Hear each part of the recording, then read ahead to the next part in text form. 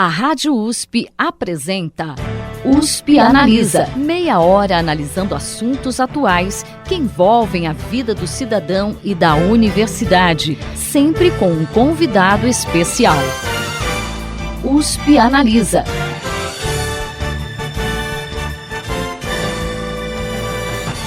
No último USP Analisa, nós discutimos um pouco sobre a reforma da Previdência. E no programa de hoje nós vamos voltar a falar sobre o assunto com o professor da Faculdade de Economia, Administração e Contabilidade da USP, Luiz Eduardo Afonso, e o professor da Faculdade de Economia, Administração e Contabilidade de Ribeirão Preto da USP, Amaury Patrick Gremaud. A gente conversou um pouquinho sobre os principais pontos, as principais regras, né, hoje e da nova proposta, né, como que funciona o sistema, e falamos também em relação a desigualdades, a questão da idade mínima, e agora a gente vai seguir conversando sobre isso. Professores, novamente sejam muito bem-vindos à USP Analisa. Obrigado, um prazer estar novamente aqui debatendo esse assunto. Obrigado, Thaís. Também um prazer estar aqui de novo. Professores, a gente estava conversando no final do último programa sobre a questão da capitalização, do regime de capitalização, né, que era uma proposta que também está em discussão, né, uma provável implantação dele aqui no Brasil. E a nossa dúvida era em relação, né, à viabilidade, né, de implantação dele. Professora Amaury, gostaria que você comentasse. Olha, Thaís, na nossa última conversa, o professor Luiz colocou algumas questões importantes. A primeira era que a questão do regime de capitalização, como ele está encaixado, vamos dizer assim, na proposta, não é muito clara. Você tem algumas noções diferentes, é claramente um assunto que está meio de lado ali, certo? Quer dizer, e talvez esteja de lado porque, como também o professor Luiz tinha levantado na sessão anterior, é que o regime de capitalização tem algumas implicações no curto prazo, inclusive fiscais, muito difíceis de serem contempladas. E na reforma da Previdência, um assunto importante para o governo é a questão fiscal, né? Então, a transição de um regime para um regime de capitalização, toda a transição dos regimes são normalmente problemáticas e o financiamento dessa transição é um problema. Para um regime de capitalização, esse é um problema, inclusive no curto prazo, inclusive um problema fiscal bastante sério. Então, talvez a falta de um tratamento mais claro de como deva ser, que talvez a gente ainda tenha que caminhar um pouco para esclarecer essas questões fiscais e talvez o Congresso pudesse um pouco conversar melhor com os ministros envolvidos para esclarecer essas questões e como isso vai se fazer, se é que efetivamente essa parte de capitalização vai entrar em cena. Como também já foi dito, certo, na sessão anterior, os países que fizeram essas transformações para regime de capitalização enfrentaram vários problemas. Sempre é lembrado o caso do Chile, né? Há alguns anos atrás, o caso do Chile era tido como um caso, inclusive, positivo de transição, certo? Quer dizer, mas, num período mais recente, a gente vê que as coisas não são bem assim, certo? Quer dizer, a transição chilena teve impactos fiscais importantes. O governo financiou essa transição com muita emissão de título no momento, certo? Que, dadas as transformações que o Chile passava naquele momento, conseguiram ser encaixadas no próprio bojo da transição. Coisa que, acredito eu, hoje não é exatamente o caso brasileiro, certo? Ou seja, aumentar a dívida pública para financiar a transição e colocar isso dentro dos regimes de capitalização não parece uma ideia que o governo persiga, certo? Então, a transição vai ter que ser feita de alguma outra forma que não é clara, né? E a outra questão é, ao longo do tempo, esse regime, quer dizer, num primeiro momento parecia muito interessante, porque os ativos chilenos estavam se valorizando de maneira muito forte e as centrais de previdência que faziam essa nova previdência chilena com o regime de capitalização tiveram seus ativos valorizando de maneira forte e parecia que no longo prazo a rentabilidade dos fundos, ou quanto que as pessoas iriam ganhar quando se aposentassem, seria maravilhoso, certo? Acontece que a previdência é tempo, certo? É muito tempo. E no regime de capitalização são 20, 30 anos, a depender, vamos dizer assim, dos sistemas. E 20, 30 anos, você sustentar valorizações por 20, 30 anos, com certeza você não conseguiu no Chile sustentar aquela valorização dos 3, 4 primeiros anos que parecia estonteante. Ao longo do tempo, a gente vê no vários desses centros previdenciários privados chilenos que aderiram ao regime de capitalização, que eles não estão conseguindo cumprir, no fundo, a promessa que fizeram, porque, no fundo, superestimaram, na época, as taxas de juros implícitas que estavam envolvidas nos regimes de capitalização. Então, a promessa que se tem em cima de regime de capitalização, de quanto você vai obter no futuro, porque você investe o seu patrimônio, etc., e vai ter capitalizações de 7, 8, 10% em cima dos patrimônios, é claramente inverídico, porque são 20, 30 anos, você não sustenta taxa de juros de 20, 30 anos, nem em países como o nosso, onde as taxas de juros são altas. Então tem que tomar muito cuidado com promessas que se fazem a partir também de regime de capitalização, que depois de algum tempo essas promessas não são tão verdades, né? Em relação às alíquotas de contribuição, nessas novas alíquotas de contribuição que a nova proposta traz, vocês consideram que elas funcionariam talvez como uma espécie de justiça tributária? Eu não sei se ela seria exatamente justiça tributária, mas assim, o ponto que a gente tem que olhar assim, quem elas vão atingir. Então, o trabalhador do setor privado, ele não vai ser atingido pelas alíquotas mais altas, porque a alíquota é limitada ao teto, né, que é o salário de contribuição do RGPS, que é da ordem de R$ 5.800 hoje. Elas vão atingir principalmente os funcionários públicos que têm salários mais altos. Então, para esses trabalhadores, cuja renda vai eventualmente até próximo de R$ 30 mil, é que a alíquota de contribuição vai chegar próxima dos 22%, vai chegar em 22%, mas tem que lembrar que essa é o que a gente chama da alíquota marginal, ou seja, ela incide só sobre o pedaço da renda, pedaços progressivos da renda. Então a alíquota, que a gente chama de efetiva, no máximo vai ser da faixa de 16,5%, 16,7%. Então me parece importante, vai atingir um conjunto de trabalhadores que é muito pequeno, que ganha muito mais do que a renda média do brasileiro e que são justamente aqueles trabalhadores situados nos estratos muito superiores da distribuição de renda. Então ela me parece ser uma medida acertada, né? E ela reflete o grau de desigualdade que o sistema tem e também o grau de desigualdade na remuneração no Brasil. Eu acho que tem um outro aspecto um pouco sobre, no fundo, eu já tinha levantado isso no programa anterior, de que existe também um conjunto de pessoas que receberiam, vamos dizer assim, no sistema anterior, determinadas vantagens que são tidas como previdenciárias, que agora, e no fundo essas pessoas tinham margens de contribuição, portanto alíquotas efetivas de contribuição baixas e algumas até zero, certo? Quer dizer, essas pessoas, essas serão afetadas com alíquotas de contribuição positivas agora, ou essa contribuição não será recebida por essas pessoas. Então, o que a gente chama de previdência rural, o que a gente chama de alguns outros elementos, tá certo? Quer dizer, que é aquilo que na nossa conversa anterior eu estava chamando que são, no fundo, projetos quase assistenciais que estão envolvidos dentro do sistema previdenciário. Essas pessoas também vão ser atingidas talvez com elementos, com contribuições mais elevadas, ou com contribuições quando talvez se esperava, ou quando foi criado esse tipo de benefício, se espera que o restante da sociedade contribuísse para com essas pessoas e não que essas próprias pessoas ou os outros membros do sistema previdenciário pagassem por esse tipo de contribuição. E segundo dados do Ministério da Economia, a Previdência Social registrou em 2018 um déficit de 195,2 bilhões de reais. Porém, há anos, entidades de classe, como a Associação Nacional dos Auditores Fiscais da Receita Federal, contestam esse déficit sobre o argumento de que o governo desconsidera na contabilidade oficial receitas com contribuições sociais, como a COFINS, e a contribuição social sobre o lucro líquido. Afinal, essa é uma dúvida, né, que muita gente tem. Existe mesmo esse déficit da Previdência? Sem dúvida nenhuma ele existe, né, e talvez para a gente contextualizar um pouco melhor o debate. Esse valor que você citou, dos 196, ele se refere somente ao regime geral de Previdência Social. Então faltam ainda os regimes próprios da União, estados, municípios, Distrito Federal, e falta o sistema de proteção social das Forças Armadas, mesmo que a gente só inclua as pensões militares.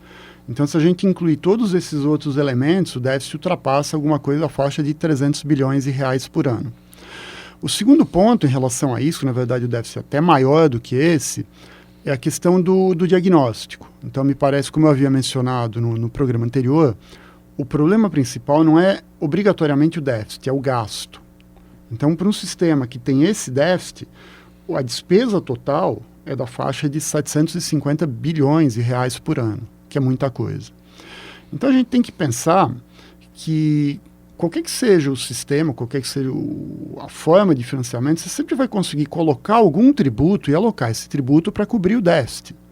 Inclua você COFINS, contribuição sobre lucro líquido ou qualquer outro imposto. Você pode pegar uma parte do imposto de renda e financiar a Previdência. A questão é se isso é adequado ou não. Então, essa conta que é feita, primeiro, acho que ela tem um problema de foco, que é a questão olhar gasto, não é olhar déficit. Ela tem um problema de precisão, porque COFINS e contribuição sobre lucro líquido são usadas para financiar o BPC-LOAS, que é o benefício assistencial, né? E essa conta considera vários elementos que não deviam ser considerados. Então, ela me parece equivocada. E tanto ela é equivocada que, se ela fosse correta, a gente não teria necessidade de fazer reforma, o que me parece um absurdo. E aí eu vou dar um exemplo, o que a gente chama de um contrafactual. Se a gente pega os 34 países da OCDE, que são os 34 países mais ricos do mundo, de 2000 para cá, você sabe quantos países fizeram reformas na Previdência? Todos, sem exceção. Alguns mais de uma vez. Então, obviamente, não é uma questão da contabilização dessa ou daquela contribuição. É uma questão que as mudanças demográficas têm colocado à nossa frente e que tem implicado em déficits cada vez mais elevados. Então, por isso que eu acho que a questão do déficit, essa discussão se existe ou não déficit, ela é absolutamente falaciosa e ela não contribui para o debate. Eu acho que o professor Luiz está correto, tá certo? Quer dizer, a gente só precisava fazer talvez um resgate histórico, certo? Quer dizer, os nossos sistemas previdenciários e, na verdade, toda a, vamos dizer assim, a assistência social, a previdência social no Brasil, elas têm a sua origem, vamos dizer assim, na figura do trabalho, da carteira de trabalho, né? Então, você tem previdência, se for carteira de trabalho, você poderia ir aos hospitais do INPS, etc., com a carteira de trabalho, etc. Há uma mudança importante na Constituição de 88, quando você vai para sistemas de universalização de programas de assistência e outras coisas. Então, você tem dentro do regime, dentro do que era o antigo Ministério da Previdência, certo? Você tem o que a gente chama propriamente de previdência, certo? Mas a isso, por razões, vamos dizer assim, que meio históricas, meio de facilidade, etc., muitas outras coisas acabaram sendo colocadas ali dentro, né? E o Ministério, a área de previdência fica inchada com uma série de coisas que são efetivamente previdenciárias e com outras coisas que se chamam de previdenciárias, talvez não sejam, etc., né?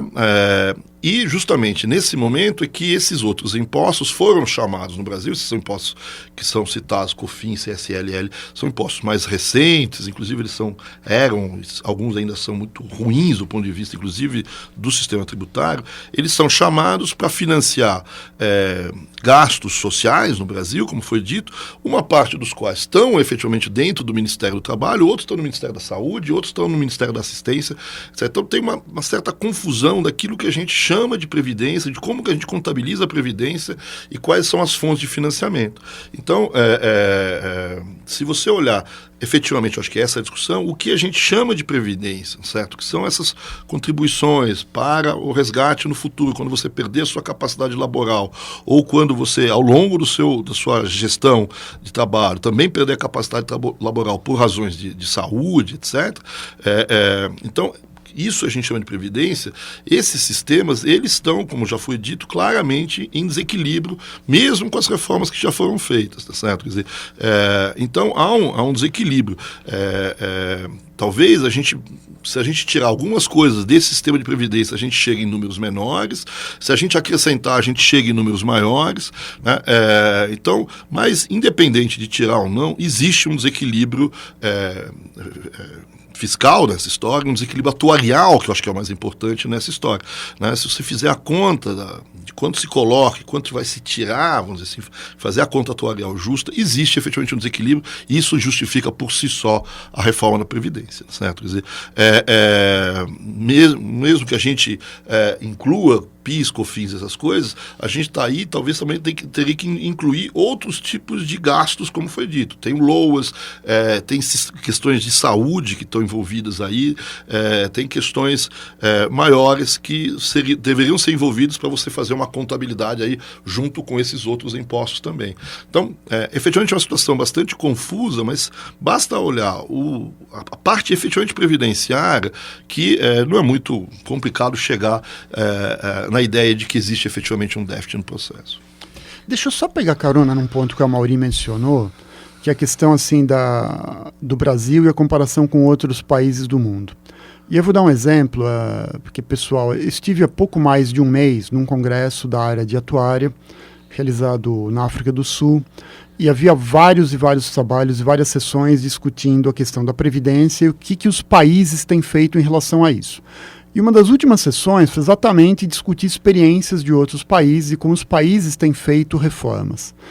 E a pessoa que era muito capacitada, que começou a sessão, começou dizendo, olha, não há nenhuma solução mágica, nenhum país que tenha encontrado uma solução que resolva todos os problemas. O que a gente tem são exemplos de mudanças, experiências com mais ou menos êxito em diferentes países, com diferentes iniciativas, mas que atacam várias faces desse mesmo problema.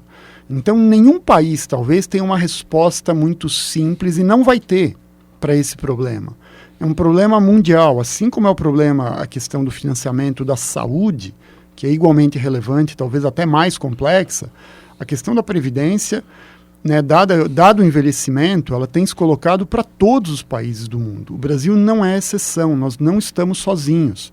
A diferença do Brasil para vários outros países é que essas outras nações tiveram a capacidade de implantar reformas previdenciárias. A gente fez algumas no passado, mas não fez na magnitude que era esperado, e essa conta vem sendo cobrada hoje. Como o senhor acabou de comentar, né, a gente fez várias reformas no passado, né, pelo menos nos últimos 20 anos, o senhor citou no primeiro programa, que praticamente todos os presidentes, né, acabaram fazendo algum tipo de reforma na Previdência. A proposta de reforma atual tende a ser algo definitivo, ou essas revisões elas têm obrigatoriamente que acontecer de tempos em tempos? Elas sempre têm que acontecer de tempos em tempos. Eu acho que, eventualmente, se essa reforma for vendida como algo definitivo, não é correto. Então, talvez o ponto que possa ser respondido também assim: qual seria o sistema previdenciário ideal? O sistema previdenciário ideal é aquele, por definição, que é adequado às características econômicas e demográficas, ou seja, a estrutura etária do país, e que seja capaz de, ao mesmo tempo, atender um requisito que a gente chama de adequação, que é de repor a renda das pessoas durante a velhice, e que seja capaz de atender o requisito de sustentabilidade, ou seja, que a provisão desses benefícios seja feita de maneira continuada e sem colocar em risco o pagamento das aposentadorias e pensões. Então, isso obriga a revisões periódicas no desenho do sistema previdenciário. O que alguns países têm feito, e o Brasil tem caminhado talvez um pouco mais devagar nesse sentido, é a implantação, já nas regras previdenciárias, do que se chama de mecanismos de ajustamento automáticos. E esses mecanismos, eles são alguma forma do sistema se adaptar a mudanças em condições demográficas. Por exemplo, toda vez que a expectativa de vida aumentar, aumenta um pouquinho a idade de aposentadoria. Toda vez que mudar a renda média da população, muda a taxa de crescimento da massa salarial, muda um pouquinho o jeito, o cômputo do benefício. E por que isso é importante? Porque isso já está na regra do sistema. Então evita que toda vez que mudar alguma coisa na demografia ou na economia, a gente tem que repactuar esses termos no Congresso. Porque senão acontece o que está acontecendo agora. Essa agenda trava todas as outras. E o país não consegue fazer mais nada além de pensar em reforma da Previdência?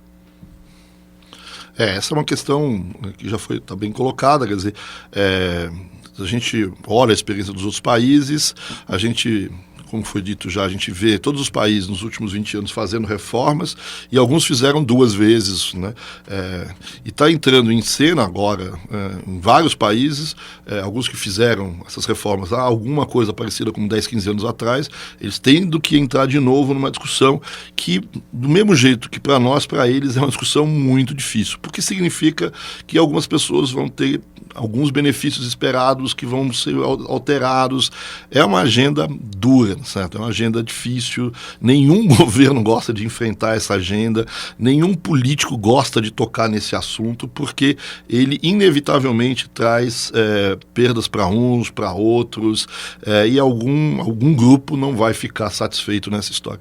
Então, existe algumas tentativas de mecanismo de minimizar essa necessidade de reformas mais para frente, como foi dita, pelo lado demográfico, com esses ajustes automáticos, mas mesmo assim, né, muitas vezes, certo, esses ajustes automáticos, eles entram para um determinado lado, para um determinado conjunto de regras, e a gente percebe que para adequar esse conjunto, eu preciso que um outro conjunto também se altere, né? Então a gente altera os benefícios, mas talvez tenha que alterar também as contribuições. A gente nunca consegue equilibrar as duas coisas ao mesmo tempo. Então novas reformas são feitas, essencialmente por mudanças demográficas, talvez seja a principal razão a que isso sempre aconteça, porque a demografia é uma coisa que se mexe lentamente, mas se mexe, né, certo? Quer dizer, e tem outras coisas importantes também, quer dizer, uma parte da Previdência, né, certo? Quer dizer, ela está em cima, por exemplo, das rendas, os rendimentos das pessoas, e as condições de geração desses rendimentos se alteram ao longo do tempo. Então, claramente, nós vivemos hoje uma alteração forte na forma como se dá o regime, o mercado de trabalho dos países, certo? Então, as economias digitais, essas coisas todas alteram a forma de relacionamento, né? Aquele mercado de trabalho mais clássico que a gente está acontecendo, que a gente via, ele, né, de alguma maneira deixa de existir em certos setores, reaparece em outros, certo? Ele né, você tem no Brasil o famoso processo de pejotização das economias, que tem um efeito sobre os sistemas previdenciários, óbvios, certo? Então, alterações também, vamos dizer assim, nesse mundo do trabalho, acabam necessitando que você faça de tempos em tempos essas reformas que são, como disse, problemas difíceis de serem trabalhados pela população, pelos políticos, pelo governo. Professor Luiz Eduardo descreveu, né, um sistema ideal, né, de previdência, mesmo considerando algumas características do país, né, do Brasil, como uma população, né, muito grande, a desigualdade, né, e a taxa de desemprego. Mesmo assim, esse modelo ele seria aplicável no Brasil? Talvez o que eu tenha mencionado são princípios sobre um sistema básico. Aí a gente tem uma questão muito complicada que o governo está enfrentando agora, que é como você operacionaliza esses princípios por meio das regras de aposentadoria, de cálculo de benefício. Então isso é um desafio enorme. Assim, às vezes eu fico olhando a reforma e às vezes a gente acha um ou outro ponto, podia ser melhor, podia ser diferente, mas eu me coloco na cadeira de quem está lá no Ministério da Economia hoje, que tem uma necessidade muito grande de gerar um efeito fiscal. Ao mesmo tempo, essa reforma tem que ser viável, ou seja, ela não pode ferir tantos interesses, ela tem que olhar para o futuro. Então, é um quebra-cabeça muito complicado. Não é algo trivial, assim, é muito difícil. Por isso que reformas previdenciárias têm que ser feitas por uma equipe grande, que olhe para vários desses elementos. E como eu falei, acho que anteriormente, no programa anterior, a gente não tem uma resposta única. É um cobertor que puxa de um lado, vai faltar um pouco do outro, né? Se você repõe mais da renda, provavelmente você coloca em ameaça a sustentabilidade. Se você aumenta a alíquota para financiar mais os benefícios, provavelmente você aumenta a informalização. Se você taxa mais o assalariado, você não olha para essas novas formas de inserção no mercado do trabalho que o Amaury mencionou.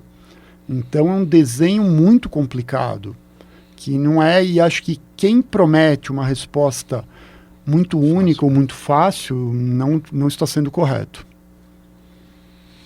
Não é isso mesmo, quer dizer, promessas de que reformas previdenciárias são fáceis são só promessas, tá certo?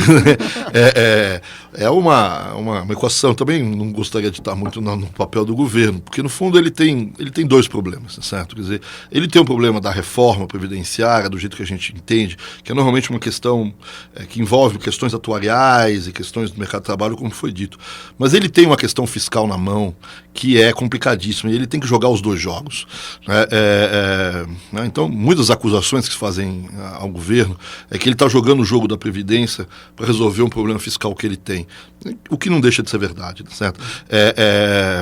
Então, quer dizer, além de um problema difícil que é de Previdência, tem uma outra questão na mão do governo atual, que é um déficit a ser sanado, certo? Onde parte desse déficit advém efetivamente da Previdência, parte não, e você tem que acertar todos esses elementos que o Luiz colocou, ao mesmo tempo que o mercado financeiro, o mercado brasileiro espera que essa Previdência venha com um ajuste fiscal ao mesmo tempo, né? Que são coisas que não são exatamente as mesmas coisas, mas que o governo é obrigado a jogar os dois jogos com os mesmos dados, certo? E a proposta atual de reforma da Previdência acabou despertando uma discussão em torno da falta de preparo do brasileiro para a aposentadoria, já que, em geral, a gente não tem uma preocupação em economizar para o futuro. Vocês acreditam que implantar essa cultura na população é viável, considerando até que muitos cidadãos vivem com um salário muito baixo para suas necessidades? Eu não sei se ela talvez não sei se viável seja a palavra, mas acho que não será uma mudança fácil, porque ela é uma mudança de mentalidade, é uma mudança que vem há muitas gerações. E talvez ela tenha explicações históricas, né? Assim, o brasileiro tem uma taxa de poupança baixa, e as pesquisas que são feitas nessa área, elas mostram uma separação entre as nossas atitudes e a nossa preparação. Então, quando pergunta para as pessoas que idade elas querem, se elas vão se aposentar, elas dizem que vão se aposentar com uma idade baixa. Com qual benefício? O benefício é relativamente alto. Pergunta qual esforço contributivo elas estão fazendo por conta própria, elas dizem que não poupam. Então essas coisas, esse quebra-cabeça não se encaixa muito. Então, mas acho que esse é um enorme desafio que o Brasil tem. E, de novo, e não é nosso só, é de vários outros países. Que me parece que assim, a longevidade nos coloca pontos muito bons pela frente, que é viver mais, aproveitar mais a vida, mas ao mesmo tempo coloca obrigatoriamente a necessidade de um planejamento maior em relação à aposentadoria. E o que a experiência tem mostrado é que esse planejamento envolve em boa parte um esforço contributivo próprio, ou seja, poupança de longo prazo visando a aposentadoria desde o começo. E talvez seja importante a gente ter aquela cultura previdenciária, aquela cultura de seguro, de entender desde o começo que preparação para garantir a renda na velhice é um bem de primeira necessidade. Claro que a gente tem a questão da renda que é baixa para muitos trabalhadores, a questão da desigualdade não é alguma coisa fácil. Mas qualquer contribuição feita desde o começo é melhor do que nenhuma contribuição. Mas isso envolve uma mudança de mentalidade, mas envolve ao mesmo tempo regras estáveis, garantia a essa poupança, garantia que as taxas de administração de fundos não sejam elevadas, que esses valores sejam preservados ao longo do tempo. Então tem uma questão do que as pessoas têm feito, mas tem uma questão dos incentivos que essas pessoas têm a essa poupança de longo prazo. Bom, infelizmente o nosso programa chegou ao final. Eu gostaria de agradecer a presença do professor da Faculdade de Economia, Administração e Contabilidade da USP, Luiz Eduardo Afonso, e também do professor da Faculdade de Economia, Administração e Contabilidade de Ribeirão Preto, da USP, Amaury Patrick Grimaldi. Professores, obrigada por mais essa semana, né, esse bate-papo gostoso da gente aqui, e eu espero que o pessoal em casa tenha se informado melhor a respeito da reforma. Espero que sim. Esperamos ter ajudado os ouvintes do programa. Agradeço o convite também, fico à disposição de vocês. E o espaço está sempre aberto para vocês, professores. O programa de hoje fica por aqui, até a próxima semana. Você ouviu USP Analisa, um programa da Rádio USP Ribeirão em parceria com o IEA, Instituto de Estudos Avançados, Polo Ribeirão Preto. Produção do Serviço de Comunicação Social da USP e do IEA. Coordenação, Rosimeire Talamone. Apresentação, Thaís Cardoso.